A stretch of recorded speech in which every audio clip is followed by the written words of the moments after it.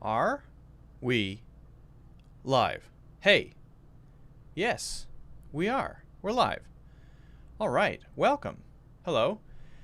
Welcome to this live English class. My name is Luke. I will be your teacher for this live class. We are going to be talking about hopefully some interesting things. We'll see. Maybe it will be interesting. Maybe not. It's up to you. I'll do my best. I'm going to be sharing a couple things with you, and of course, as usual, I will be answering any questions that you may have. Pronunciation questions, grammar questions, vocabulary, phrases, idioms, culture, whatever it may be. So ask your questions in the comments. If you're watching this later and you missed out, make sure that you are subscribed. That way you can not miss things. You'll get an announcement, notification. I think when you subscribe, you have to hit the bell beside it, and then that will make sure to remind you when there is a live class happening. So subscribe. Also, if you don't mind, why not hit the like button? That also helps because it lets the algorithms out there know that there's a thing happening. Other people can come in, join. And if you haven't already, if you look in the course or in the description, you should see some links. One of those is my courses. A couple of them might be my courses. So check those out if you're interested in improving your spoken English, if you're interested in improving your grammar, your writing skills, how to think in English, all of that stuff. Check those courses out. That's in the links. Those are on sale as well. Well, we'll probably be doing a somewhat shorter one, maybe about 45 minutes today. But let's see. Oh, who do we have here? Who do we have? Looks like Naba is here. Lolly Lolly, of course, is here, even though it's 2:30 in the morning in France. Lolly Lolly, why are you awake? Shahin says, hello, sir. Hello, Shahin. Hi, my name is Patricia.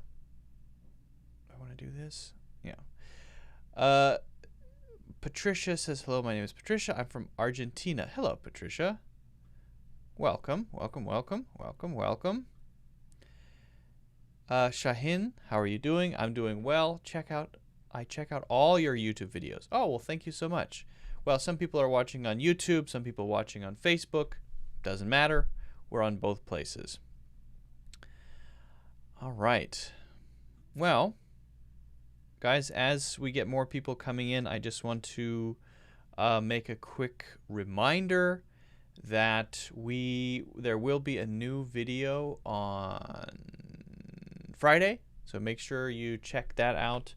If you're not subscribed, then make sure you are before so that you can see when that comes out. And I would suggest, as far as questions go, to get those ready in advance as you're working on your English, as you're studying, whatever. Really try to think about, okay, well, if I had the chance to ask somebody who's been teaching English for a long time about this, well, that would be great. So I'm going to write this down. I'm struggling with this, or I'm curious about that. And then you ask, and I'll do my best to answer. I can't always answer every question all the time, but I do try my best to do that. So I would encourage you to sort of have that way of looking at it as you're practicing, as you're studying, because then that's going to force you to be more aware of what questions you have, right? The more stuff you write down, the more stuff you think about, the better, because then it sort of pushes you to explore even more. German Lopez is here, 406. In Mexico, nobody cares, but here's the info. Well, that's honest. It is honest. Nobody cares. But, you know, some people might care. I don't care. No, I care. Well, do I care? I care a little bit. I care a little bit. I care a little bit what time it is in Mexico. Wait a second. That doesn't make sense. Oh, no, that's right. Yes. Yeah, about 4 p.m. Right. Yeah, that actually makes sense. Koji Takeda is here. Hello, Koji. I hope you don't mind if I drink Japan's #1 green tea.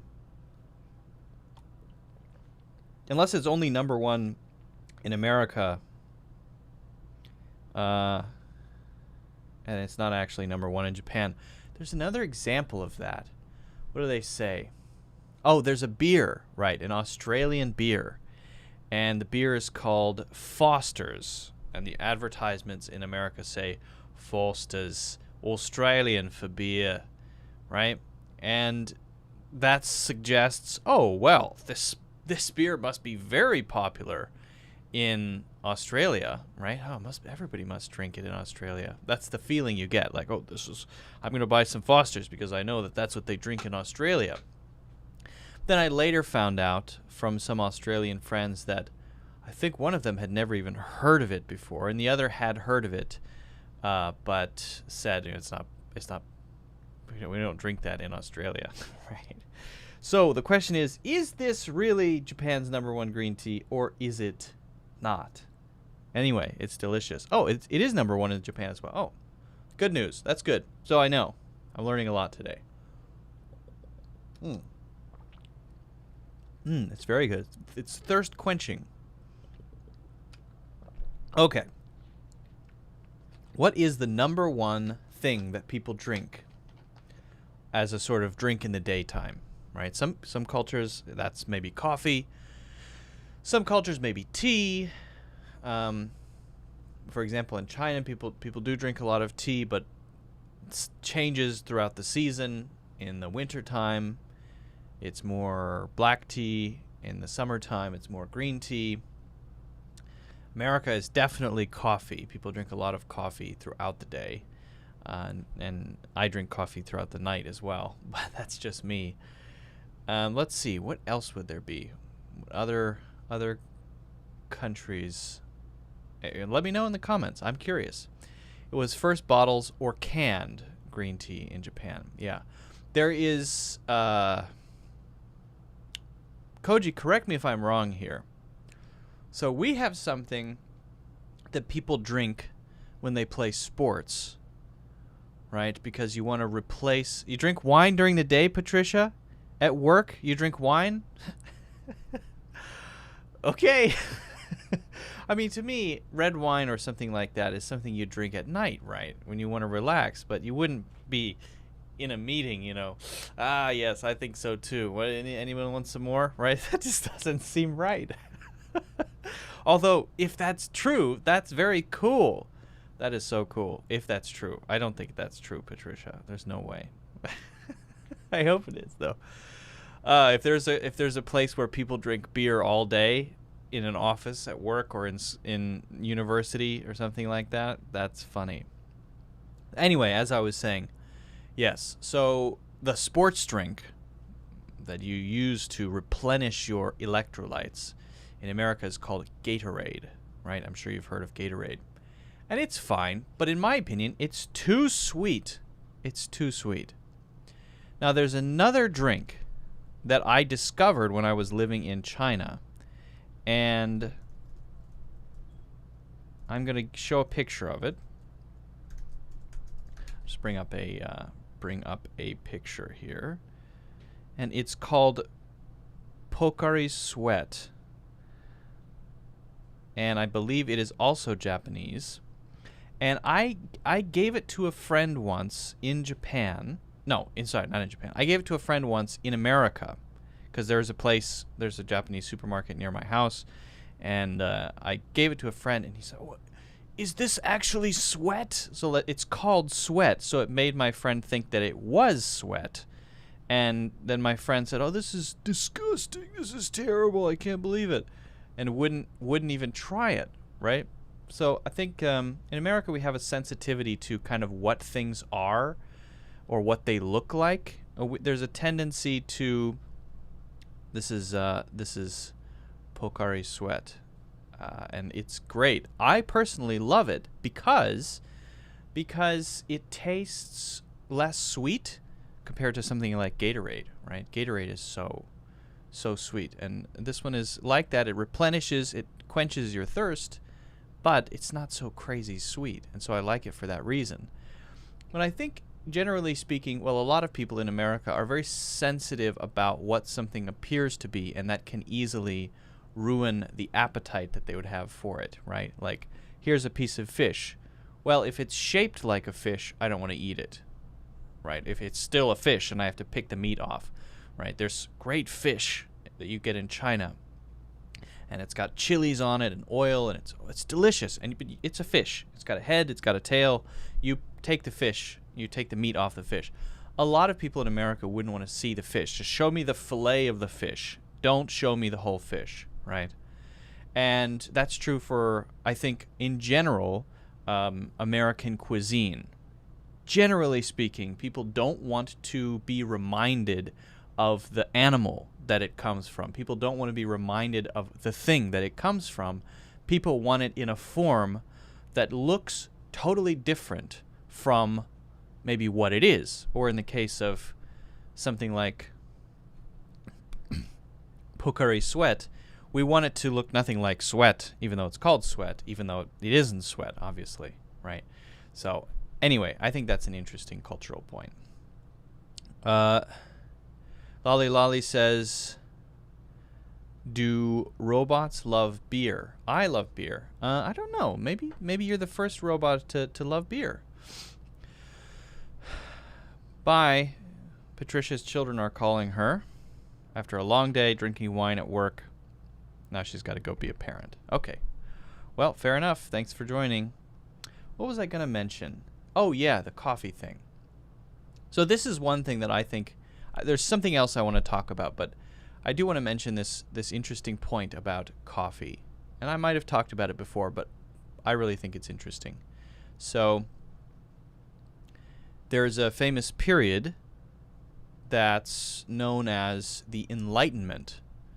And this is a period, especially in Europe, where a lot of new ideas, scientific, political, and otherwise, started to appear throughout Europe, and maybe most particularly in England. Although, actually, that's not fair. Let's say throughout most of Western Europe, including England. This is called the Enlightenment. A lot of famous philosophers from this period of time, a lot of famous scientists or early scientists, people like scientists from this time. Actually, some of them were called natural philosophers. And before this, it had been sort of a different culture. Long before this, we'd had a period called the Dark Ages.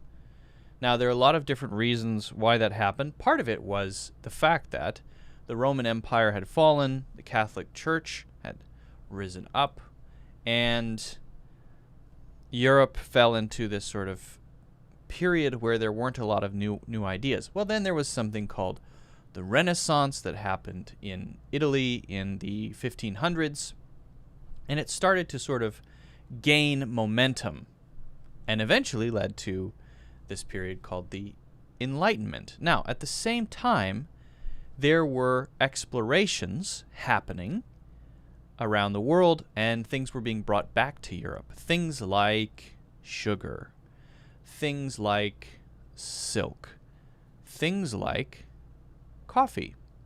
So around that time, there was a shift in the kind of cultural circumstances of meeting in public. Not that there weren't still bars, but the drink of choice for a social gathering would have been probably beer. One of the unique characteristics of beer, and one of the reasons that beer has been around so long, is that beer kills anything that could kill you, right?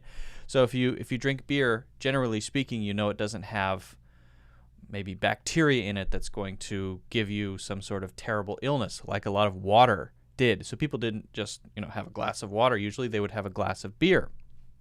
Well, this was also a social drink. People would be in public, go to taverns, things like that, and have beers.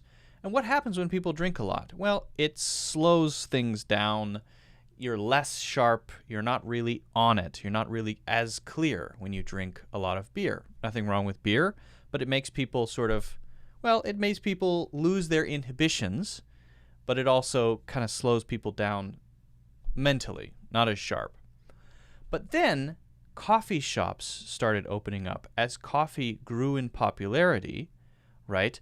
Coffee became the drink of choice for a lot of spaces that started to appear throughout Europe. And I believe the first was in England, although I can't remember the name. This was during the sort of early Enlightenment period, if I remember correctly. And so what's the effect of drinking coffee? Well, if you drink coffee, it's what's called a stimulant. And a stimulant activates your thought patterns. You're able to think faster, react faster. You're able to sort of be sharp, more energetic, right? Sometimes even a little too much. If you drink too much coffee, your heart goes too fast. That's not good. But the effect would have been very different. That if you're having a conversation, it can be more of an intellectual, intelligent conversation, talking about those ideas in politics, right? In science, literature, whatever. Now, of course, that's not the only factor, but from what I've read and what I remember from some college classes that I took or classes in university, this was one of the factors that helped to push the Enlightenment, that people were getting together and debating, and instead of, smashing a beer bottle over the other person's head, it wouldn't have been bottles, would it? A beer stein over someone else's head, it would have been maybe more of a debate, an intellectual conversation. And so that's an example of how a drink can help to shape the sort of track of culture. A drink can influence the direction things go in a way. And so I think it just highlights that there are so many different factors and pieces that go into where our culture goes and what maybe the future might be, right? And it's important to recognize that one of those influences are the things that are available to us, not only to wear and to use, but also to drink, to eat.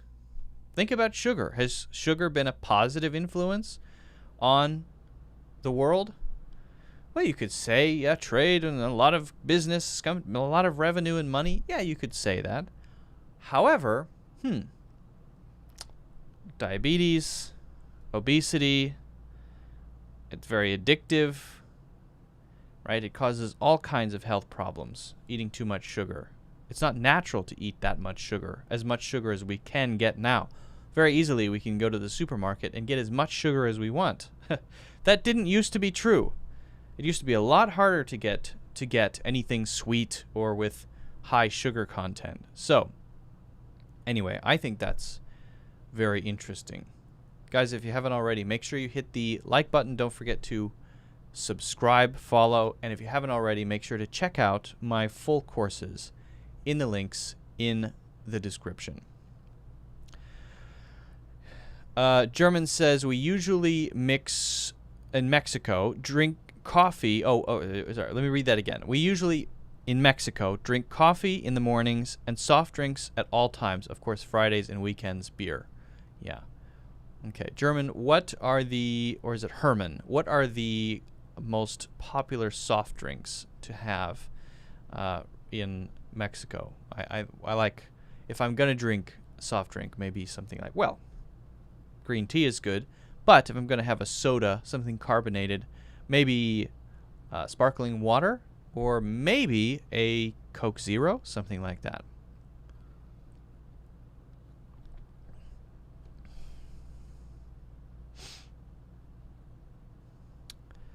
Yes, Koji, I know it's not actually sweat. I'm well aware of that. Okay, Hong is here. Hello. All right, guys.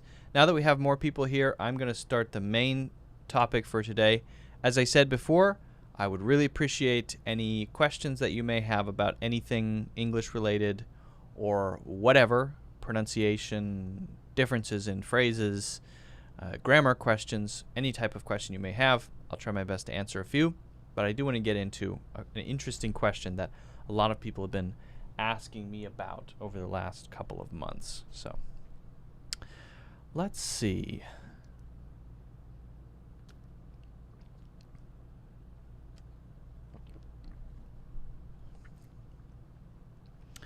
Oops.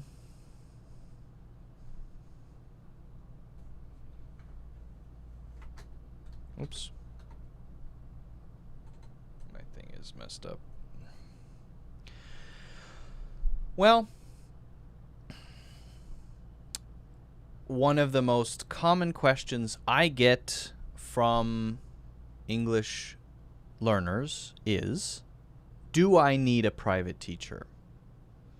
Do I need to pay money to have a teacher, maybe online, for example, talk to me, give me feedback, give me a lesson?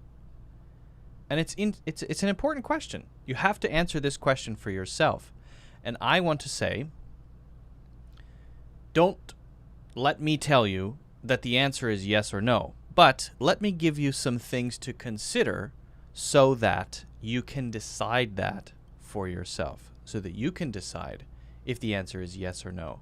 I think in some situations, you should get a private teacher. It can help you, and it is worth the money to invest in that. In some other cases, perhaps not. And I'm going to try to give you some questions to consider, to ask yourself before you make that decision. Yes or no? Should I get a private teacher or not? And then, after we do that, I'm going to give you some suggestions for if you decide to find a teacher. I'm going to tell you how you can know if your teacher is a good one or not. Okay, because there are, I think, plenty of great teachers out there who can give you really good instruction, guide you in the right direction, and just as many terrible teachers. And if you go with the wrong ones, then you'll be wasting your time and your money. So, those two things. Now, let's start with some basic questions, things that you should ask yourself. And we'll talk through these one by one. The first one, what is your goal? Now, what does that mean? What is your goal? Why do we need to think about that? What if your goal is just to be able to watch movies and understand the movies that you watch in English? What if your goal is just to be able to read books or browse things online? What if your goal is to just know English and how well you actually speak the language, your fluency, is not so important to you? Well, it's very important to think about what your goal is, because only after you know what your goal is can you start to decide whether or not you need a teacher. If your main goal is, I must be able to speak clearly, I need to be able to communicate at a pretty high level with native English speakers, I need to be fluent in spoken English, then you may want to carefully consider choosing a good teacher, because a teacher can get you closer to that specific goal, being able to speak naturally, because they can identify, help you, point you in the right direction, right? They can say, here's an issue you have, there's an issue you have you didn't notice, or here's something that native English speakers say, this is how we say this idea, you said it in a kind of unnatural way, let's try it this way, right? They can teach you a lot of things, they can point you in the right direction. But unless you know what your goal is, you can't figure out which one you are. So ask yourself, what's your goal? What do you want? I would say if your goal is just to understand movies and read articles online and just know English in general, you do not need a teacher, especially not a native English teacher. That would be a waste of money.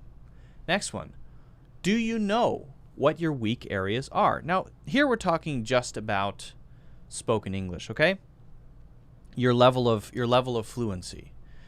If you know for a fact that you have a long way to go with your spoken English, there are issues, there are problems, but you can't quite figure out where those issues are. Is there something wrong with the way I'm shaping my mouth when I say things? Is there something wrong with how I'm organizing my sentences or how I'm thinking? Are there issues with maybe the phrases that I choose? Maybe I learned a phrase, but I use it in the wrong place, for example? Are there problems with maybe how I use words, right? Maybe I use a word that's right, but it might have another meaning and I don't know that other meaning. There are a lot of things like this. If you know all of those things, yeah, I know I have this issue and I know how to fix it. I know I have that issue and I know how to fix it. There's this grammar issue that I have, I know how to fix that. Well then, what do you need a teacher for?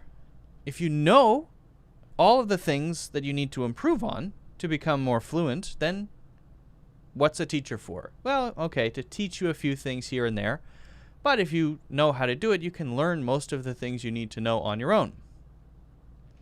So this one is more like if you don't know what your weak areas are exactly, but you know you need to improve, a teacher is probably someone who can help you with that. So you might want to consider a teacher in that case. You might want to consider signing up for a one-to-one class with a native English-speaking teacher. Again, if you know where all of your issues are, great. Wonderful. If you're very self-aware, you're able to notice these things, fantastic. You may not need a teacher, unless you think that a teacher could point out some new ways to express yourself or more native-sounding expressions, right? Words and phrases that might be a little unnatural that you could improve on. Things here and there. But if you generally have a picture of your weak areas, maybe you don't need a teacher. The next one. Are you making progress on your own, or are you stuck? Right? You've been working for 6 months. You've been trying to improve. You study every day. You practice every day. Maybe you do some writing prompts. Maybe you do some speaking prompts. Anyway, you work at it. You try your best, but for whatever reason, you're just not getting better. And you feel like the last 6 months has been almost a waste of time. You're not getting better, and you can notice that you're not. Well, in this case, it might be because you're not aware of the issues like the last one we talked about. But it may just be you haven't put yourself in the situation where you have the pressure to communicate with someone who is also getting ready to criticize you, right? This, just being in that situation, this is very important. Getting used to speaking with people, especially with people who are carefully listening to everything you say, is a part of becoming a better English speaker, right? If you just practice on your own, what do you find? Well, a lot of people say, yeah, but as soon as I go out and I have a conversation, then I lose my words. I don't know what I'm talking about. I forget everything that I learned. I feel so much pressure, right? Okay. Well, in that case, you need to get used to that. If you're afraid to talk to others, if you are afraid to have conversations, if you find that you sort of lose everything that you learned when you're in a conversation, you probably should consider at least taking a few classes, 10 classes, to get used to it, right? Because that's communication. If you can't do that, you're not really communicating, right? So consider it. So that's the question to ask yourself. Are you making progress or are you not? If you are, if you're making a lot of progress, you're improving very quickly, okay, maybe you don't need to get a private teacher. If you're stuck, a private teacher may be able to help you get better. Now, where should you go if you want to get a private teacher? Well, if you know someone, that's great, right? Ask your fellow learners, other people who are working on their English, hey, do you guys know any teachers? Because personal recommendations are probably the most powerful. They've kind of tried it out for you. This teacher's really good. That teacher's excellent. They can definitely point out things you need to work on. Awesome teacher. If you have that kind of personal recommendation, that's probably best. If not, there are quite a few services out there. Now, I'm just going to mention these, but I'm not putting a strong endorsement behind any of them. I'm not an expert on any of these, but these are some options that you may have. italki is pretty popular. You can find a teacher there. You can do, I think, a demo class or a trial class. You can see their videos. You can see how many classes they've taught, their ratings, and so on. I've also heard that Verbling is okay. right? Verbling is a good way to find teachers. There's one that's a little bit older called Preply. In my opinion, the name is a little silly. Preply allows you to find teachers one-to-one. You can, as I understand it, bid on classes. They have a sort of interesting model. And then there's Cambly, and I would just say for Cambly, it's going to be more small talk. So it's not as often lessons. You can do it anytime you want, but it's often more like, hey, how have you been these days? What's going on with you? And so you might do a couple of those and then realize, oh, actually every class is kind of the same thing. We're not really going anywhere. So it might be useful to take a couple from there, but, well, you can try it for yourself. Those are some options that you might consider if you're looking for classes for a one-to-one English teacher. I'm not saying you have to do this for 10 years. I'm not saying you have to take 1,000 classes, right? But consider those questions, and then if your answer to those questions is, oh, yeah, I guess maybe I do need a teacher, try 10 lessons at first. If you really are making progress with those 10 lessons, then keep going, right? If you feel like you're getting to a point where, okay, now I know what my issues are, now I'm able to improve on my own, stop. It's okay, right? But it can be a very important part of your spoken English journey. It can be a very important part of actually improving. Now, I said I was going to give you one thing to consider to decide whether or not a teacher is good. Before you sign up with a teacher, always make sure you do a sort of trial class with them first. Never choose a teacher without trying a class. You should be able to try a class for free or very, very cheaply. You should. The reason for that is not every student matches every teacher. And also, as I mentioned, there are a lot of bad teachers out there, a lot of good teachers out there. The only way to know is to try. But what are the characteristics of a good teacher? Well, I would say a good indication of the characteristics of a good teacher would be, and this is not the only thing, but one of the things to look for is, can this teacher give me specific feedback within the class itself? That means in the moment, they're able to identify things that I didn't know I needed to work on, point those out to me, and tell me how I can work on those things. Very specific. Now, why specific? Why not say something like, well, you need to improve your grammar. If a teacher ever tells you in general you need to improve your grammar, or you need to work on your tenses, or you need to get better at your maybe usage of vocabulary, or they say, oh, good job, but keep working, or something. Just it's so bad. It's bad. It's dumb. It's bad.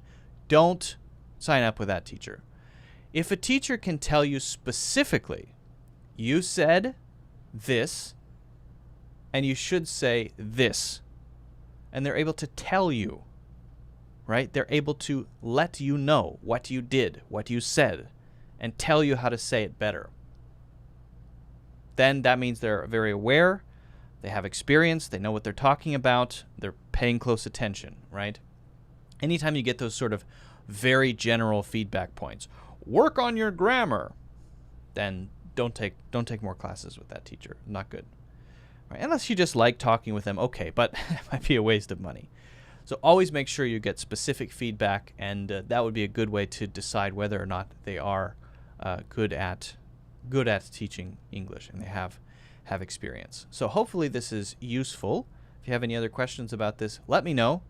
Don't forget also to hit the thumbs up or like button. Don't forget to subscribe and check out my full courses, discounted now, in the links in the description. Okay, hopefully useful, guys. I wonder how many of you have taken classes one-to-one with a teacher in the past. I'm very curious. Have you? Have you not? Have you tried it? What do you think? Lolly Lolly says, go the extra mile and above and beyond. Same meaning? Thanks. Yeah, that's a good question. I can talk about that one. Lolly Lolly, I like that question. We have a few... these are all soda brands. Wow, so many. My God. My God. Regular sodas like Coke, Fanta, Pepsi, and also some that I have never even heard of before. Citral. Sangria. Sangria is a alcoholic beverage. Caballitos. Chaparitas. Okay, cool. Well, I haven't heard of any of those. Wow.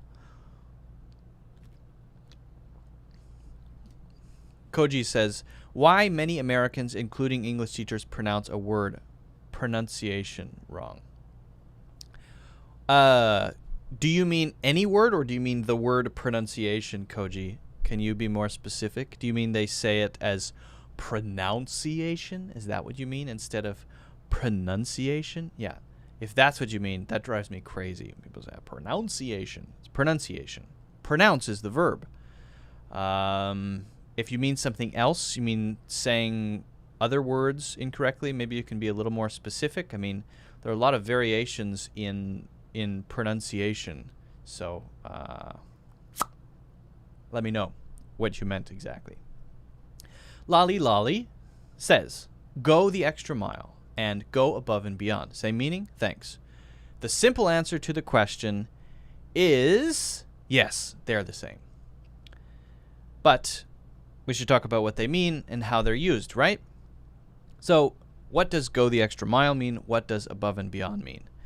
To go the extra mile means to do more than is expected of you, right? If someone asks you to maybe bring a gift to a party, instead you bring 3 gifts. That would be a simple example, right? If someone asks you to maybe help them do some yard work, you make it a professional sort of yard decoration thing with rocks, and you do much more, way more than they were expecting of you, right? A service, for example, someone who is a customer service person, they don't just answer your question. They make sure at the end that you have all the information that you need, not only for your question, but everything you might have been wondering. You feel at the end, wow, this person is so professional. They really care about me. They didn't just answer my question. They went farther, okay? It's often used for individuals, but you could talk about a company culture that way. They always go above and beyond. You could talk about a person that way as well. He or she always goes above and beyond, or the extra mile, to help me to get things done. So I can use them interchangeably, completely, right? Now, I would use this, for example, when I'm working with a colleague.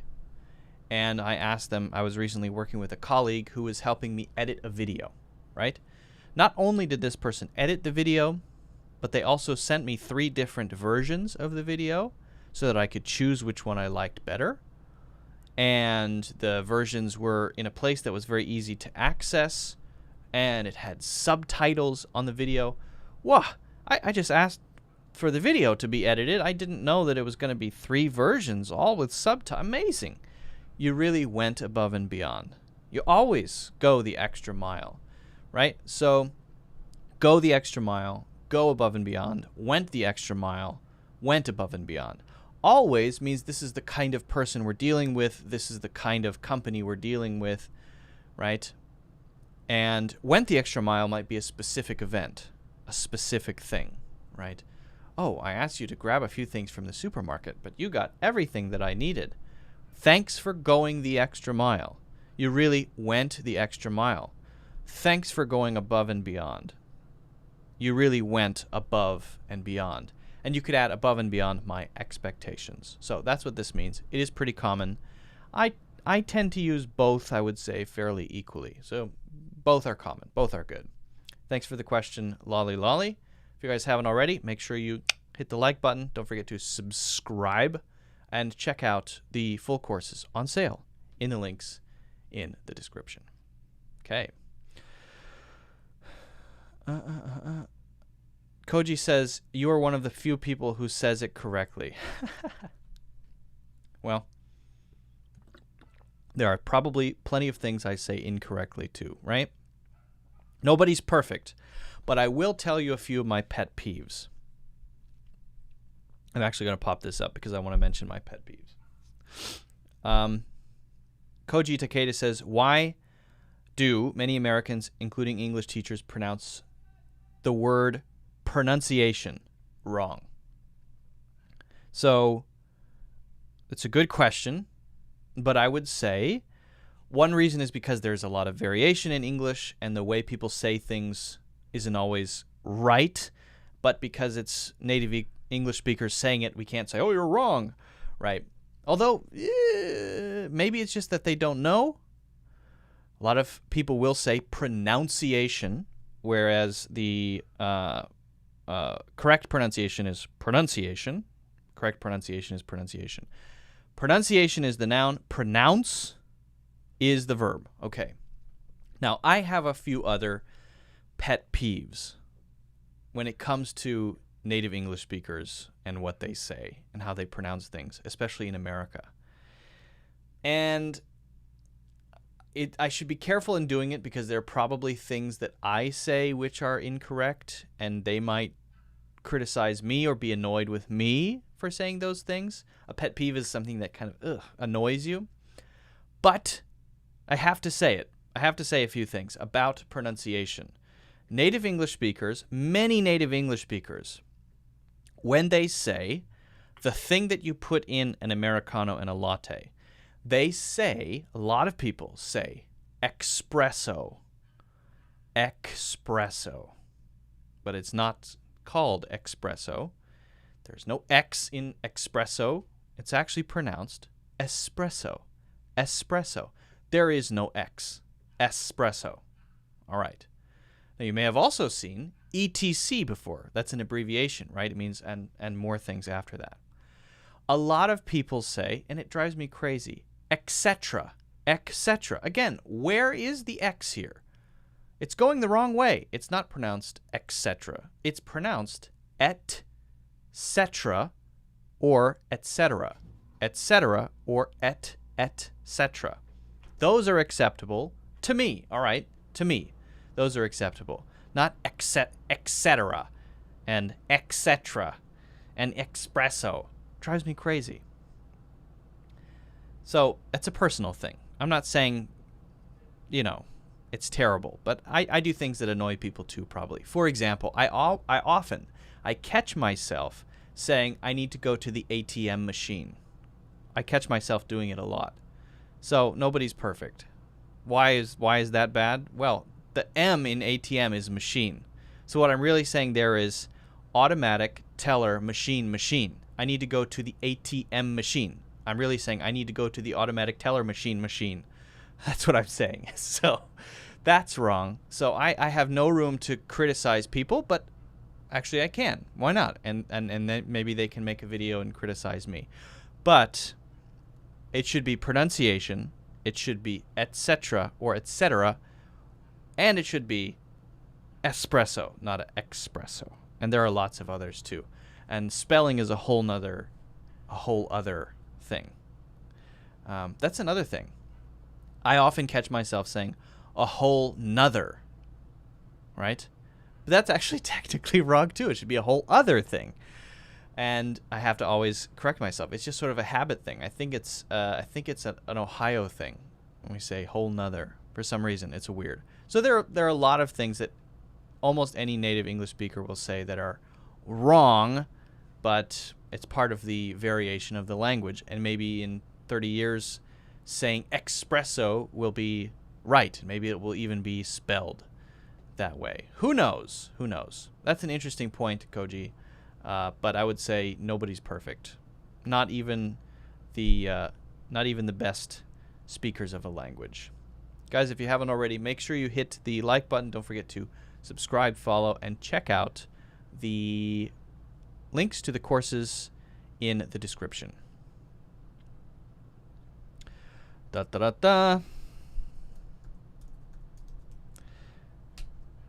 Yeah, why do people say etc.? That is so strange. That is so strange. I wonder if whole nother is actually correct. Can I say whole nother and be grammatically correct, or does it have to be whole other? I'm actually not sure about this. What to know? Merriam-Webster says, "Nother is a real word which functions similarly to other and another. Traces back to the early 14th century. History of nother. Huh. Is nother wrong? Sometime around the middle of the 20th century, people began to notice it and decry it as a linguistic abomination. No one minded the phrase, 'no nother word of God,' but they certainly would if someone had said, 'that's a whole nother thing for God to say.' One possible reason for this change could be that its early 20th century use is almost exclusively in dialogue, or to replace uneducated writing." So are you telling me, Merriam-Webster, that even when I'm wrong, I'm actually right? Huh? All right, fair enough. I guess it's not wrong. I always thought it was wrong, and I always was catching myself to correct myself, to say whole other instead of whole nother, because I would always say whole nother, because just how I grew up saying it when I was a kid. I guess it's right. Oops. Oops. Sergio says, "Good evening, sir. It's been quite a while since I attended your live streaming class. Today I have 2 doubts, which I would be very interested in." It's a comment on a newsreel from USA reportedly being said. Well, this is the longest question I've ever seen in my entire life. I want to see police officers walk the beat. A doubt is the meaning of the word flip-flop when used as a verb. Thank you in advance. Okay, we'll try our best to answer this one. In the world's longest question ever asked, Sergio says, "Good morning, sir." It's actually evening where I am, but okay. It's being quite a while since I attended your live streaming class, live stream. Today I have 2 doubts, which I would be very pleased if you would explain the meaning to me. I would recommend, Sergio, maybe just simplifying that. I have 2 questions. It's much simpler. It's a comment I saw a couple of hours ago in a TV newsreel from the USA. It's purportedly being said by Kamala Harris, I don't know who that is, as follows. No, I know who it is. She's the running mate of Joseph Biden. "I want to see police officers walk the beat." The other doubt, this is the longest question. I need to take a break. Need to take a break on this question. The world's longest question. Next. All right. I want to see police officers walk the beat. The other doubt, I feel tired. There's a bug around my face. All right. The other doubt is the meaning of the word flip-flop when used as a verb. Thank you in advance. Yush. Very long. All right. So there are really 2 questions here. If I were going to rewrite this question, I would say, "Hello, Luke. It's been a while since I've seen your live class. I have 2 questions. One is about the meaning of walk the beat, which I saw on an interview with Kamala Harris, and the other is the meaning of flip-flop. Thanks. That would be a little simpler. Anyway, so what is walk the beat? Well, the beat is sort of the rounds that a police officer will do, right? To be a beat cop, right? Or be on the beat. This is where sort of the path that a police officer follows, their area of duty, the area they're responsible for, and sort of the route they go on through that area. So if someone is on the beat or a beat cop, right? I'm just a beat cop. They have to sort of take care of this area. That's their responsibility, and they kind of move around this area to check the corners, drive around slowly, eat donuts, drink coffee. And it's not necessarily considered a low-level police officer, but definitely lower than a detective you often see in movies. Things like, I used to be just a beat cop, and now I'm a detective. Or I get to be a detective. Before I was just a beat cop. Why do you want me? I'm just a beat cop. Right? Cop means it's a sort of slang word for police officer. I want to see police officers walk the beat. That means walk their sort of rounds, walk their area, their territory that they're supposed to be taking care of. It's not so formal, but you will hear it often in movies and TV shows. Now, flip-flop is sort of change, right? We often use it, in a couple different ways. As a noun, it's a thing. It's a kind of shoe that you wear on your foot, and when you walk, it goes like that, right? It's between your toes. So it's called a flip-flop. These shoes or sandals are called flip-flops. Go to the beach in my flip-flops because they flip-flop. That's the sound they make. But flip-flop is also used as a verb to talk about changing your mind about an issue. But it's often not in a positive way. It's often used as criticism. If you hear that siren, it's a beat cop. It's a beat cop on the beat. So a flip-flop is different from changing my view, right? If I've slowly over time reconsidered my opinion and I thought, well, maybe I should revise my opinion on this. I've thought about it deeply and I've decided my new opinion is this, right? Maybe I do that for genuine, real reasons. And if people notice that I do that, they might not criticize me for it, right? Because it's carefully considered. But we use flip-flop as a criticism usually when someone, especially in politics, changes their opinion based on the public reactions to an opinion. They're just changing their opinion because they want support for an opinion. So we say, oh, that politician, they're a flip-flopper. They always flip-flop. Why do they flip-flop? Well, they tried one opinion, and then they got criticized for that, and then they said, oh, well, I guess my opinion is different. And then people say, oh, well, you just changed your opinion, not because it's your real opinion, but because you want to be popular? That's why you change your opinions? Flip-flop. So it's sort of a ingenuine, if that makes sense. You're not a genuine politician. Excuse me, my God. You're not a genuine politician. That's the idea, right? So if anyone ever calls you out for flip-flopping, usually they're not saying something nice about you. They think that you're changing your opinion only because of how it is seen by others. There's a classic example of this from the 1936 election when Franklin Delano Roosevelt was running against some guy. I can't even remember his name. And he kept changing his opinion back and forth because he was trying to defeat Roosevelt. Roosevelt just stayed out of the way, and he kept changing his opinion to try to find the right position. And by the time he was done, everyone just said, well, you just change your opinion so much, it's obvious that you don't have any real opinions, and you're just willing to sell your soul for public opinion. You don't have any values or principles. So you're a flip-flopper. You flip-flop. That's what you do. So it's almost always a criticism. So good question, Sergio. I would recommend shortening those questions a little bit. But again, quality questions, interesting, totally unrelated, but I appreciate it. Guys, if you haven't already, make sure you hit the like button, thumbs up. Don't forget to subscribe so that you can see future videos or live streams. And also check out my full courses, which are on sale in the links in the description. Sorry about the sneeze there. That was an epic sneeze. You're welcome, Lolly Lolly. Sir, I am Barath. Could you explain the difference between terrible and horrible? They are the same. That's the difference. Terrible and horrible are the same. What does doesn't exist mean? Doesn't exist means there are no examples of it in the world. If I say the perfect apple pie doesn't exist, it means there are no perfect apple pies in the world. There are no such thing as the perfect apple pie. There is no such thing. Doesn't exist. That's the kind of way we use it. Yeah.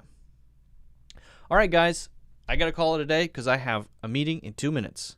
So I'm going to go to my meeting. Sorry, I have to cut it a little bit short. Get your questions ready. I'm planning to do another one of these probably on Friday, I think.